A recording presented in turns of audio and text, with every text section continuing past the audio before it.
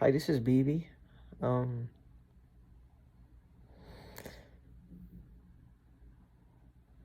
I came into bed in my bedroom and I'm smelling the gas. I turned off everything.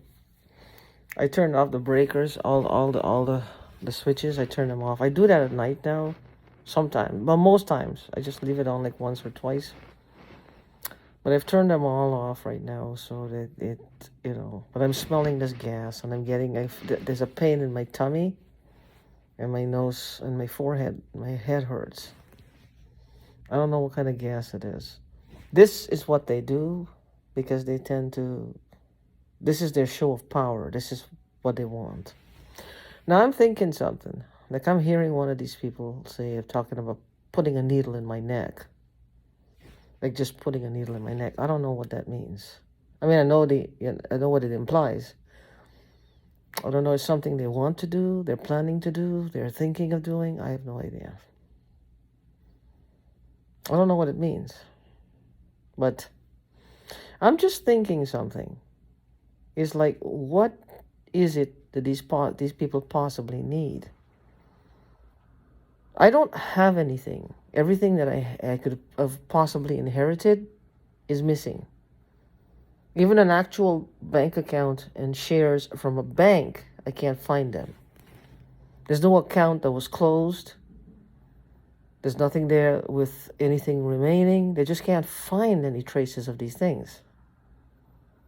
It's like if it never existed, and I know for a fact that they did. So somebody who's a hacker kind of cleaned everything out. Or just kind of hid everything. Because somebody did mention something to me in 2020 on the phone, who I thought was a friend, about hiding money. So, I don't know.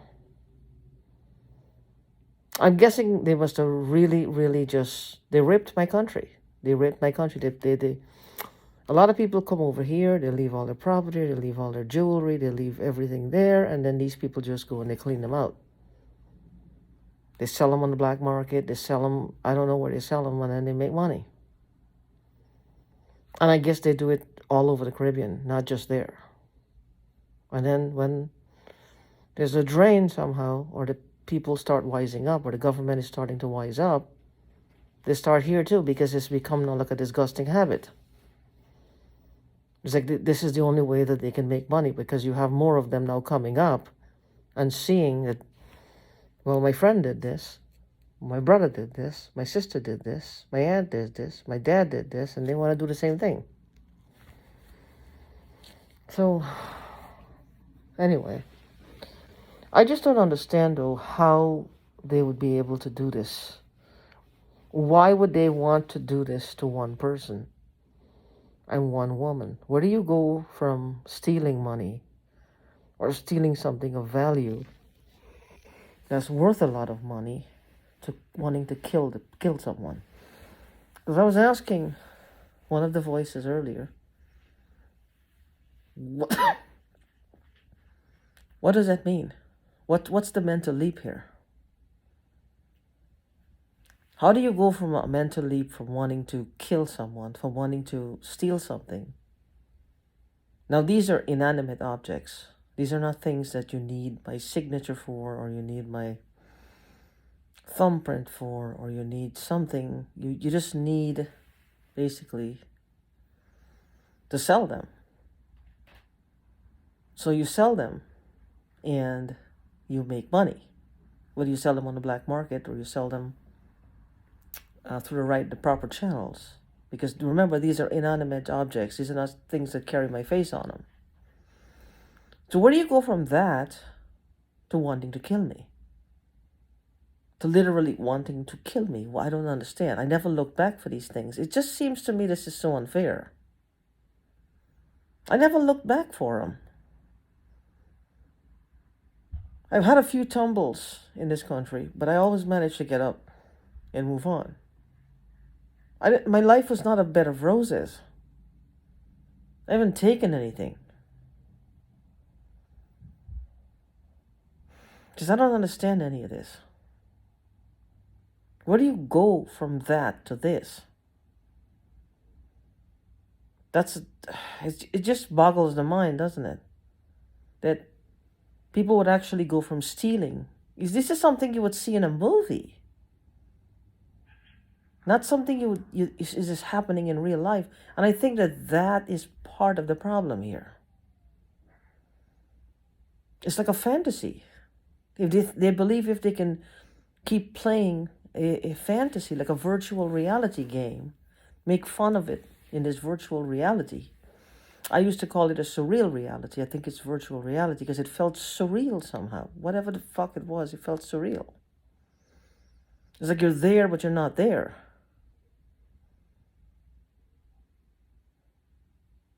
They create that virtual reality and then they continue doing it. And then it doesn't seem quite as bad, quite as real, quite as horrible. The problem is that it is because somebody somewhere, in this case, namely me, is hurting, in pain. I don't know what the hell I'm inhaling.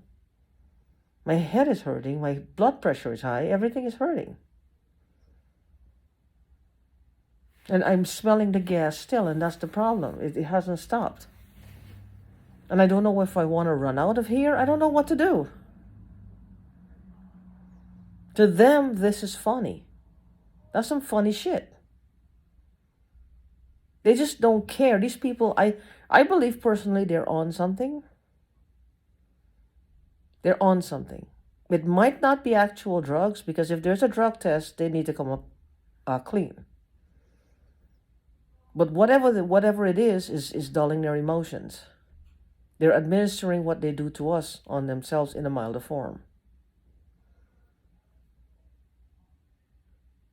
Because they want to even the playing field that way. They've taken precautions. They've done a lot of things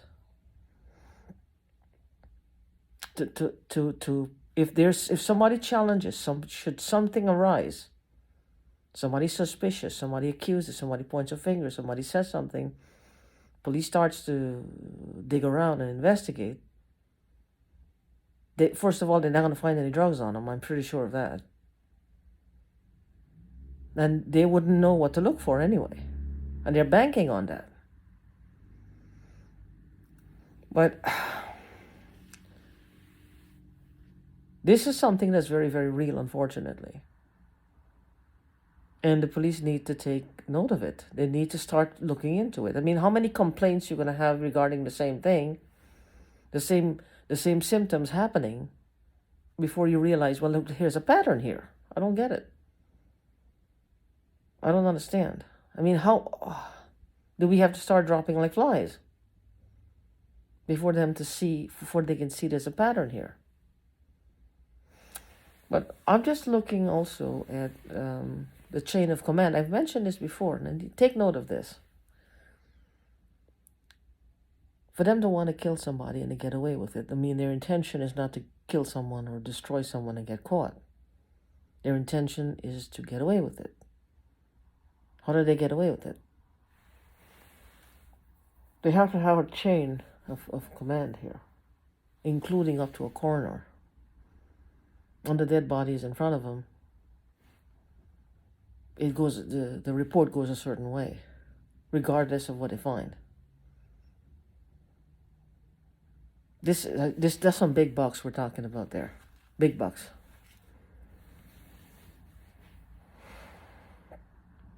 That's some big bucks. Because I don't understand how this works. I don't get it. Well, I know how it works. I just don't know. I think I know how some of it works. I just don't understand why they would do this. Why go to these extreme lengths? Unless they're offering these shows, these pay-per-view shows with very select clientele wanting certain fetishes fulfilled. And some of them may include horrible deaths for people like you and me, because they want that near-death experience, to experience the effects of demons and or angels. They want to see what happens. beyond death.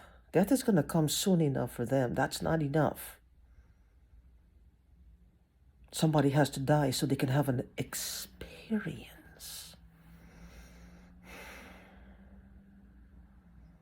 But anyway, look at it for what it is. Be careful. They're selling experiences now. The experience is your life. Homelessness, sickness, various forms of diseases, drug abuse, abusive situations,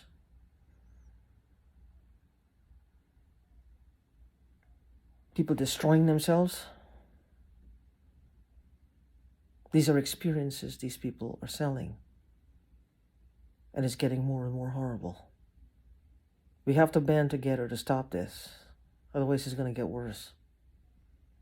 The police really do need to take note and pay attention to this. I just don't understand. If we can figure this out, how come they can't? And they're faced with this shit every single day.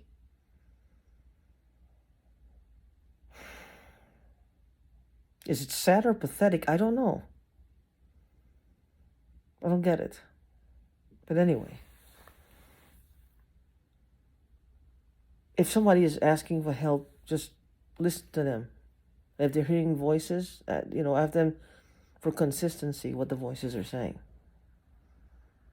Is it gibberish? Is it just random stuff? Or are they actually saying things? And then you'll know, well, you've found someone who may be going through the same thing as you are. And let's try to help them. Anyways, stay strong. Stay alive. And I'll talk to you soon.